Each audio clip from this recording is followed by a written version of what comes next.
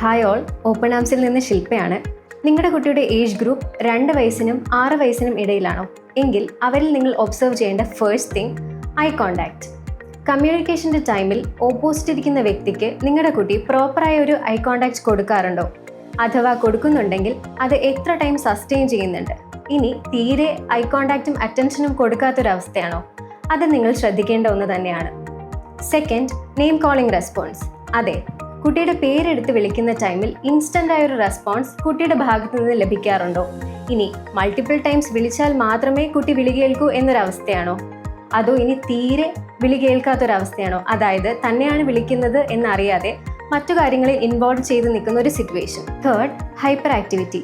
പൊതുവെ ഈ ഒരു ഏജ് ഗ്രൂപ്പിൽ വരുന്ന കുട്ടികളെല്ലാം അത്യാവശ്യം ഹൈപ്പർ ആയിരിക്കും. പക്ഷേ വീട്ടിലും പുറത്തും ഒട്ടും തന്നെ അടങ്ങിയിരിക്കാൻ പറ്റാത്തൊരവസ്ഥ. സാധനങ്ങൾ ഗ്രാബ് ചെയ്യുക, ചാടിക്കയറുക, അമിതമായി ഓടുക, അതുപോലെ തന്നെ സെൽഫ് ഹാമിംഗ് ബിഹേവിയേഴ്സ്, മറ്റുള്ളവരെ ഉപദ്രവിക്കുക എന്നുള്ളതെല്ലാം ഒരു പരിധിയിലധികം ചെയ്യുന്ന ഒരു പ്രവണത. ഞാൻ ഈ ഷെയർ ചെയ്ത കാര്യങ്ങൾ സാധാരണയായി കുട്ടികളിൽ കണ്ടുവരാറുള്ളതാണ്. ഏജിനനുസരിച്ച് അതിൽ വ്യത്യാസങ്ങളും ഉണ്ടായേക്കാം. പക്ഷേ ഒരു സ്പെഷ്യലിസ്റ്റിൻ്റെ ഒപ്പീനിയൻ എടുക്കുന്നത് നിങ്ങൾക്കും നിങ്ങളുടെ കുട്ടികൾക്കും എന്തുകൊണ്ടും യൂസ്ഫുൾ ആയിരിക്കും. ഏർലി ഇൻ്റർവെൻഷൻ, ഏർലി ക്യൂർ എന്നല്ലേ? For any assistance, connect with Open Arms.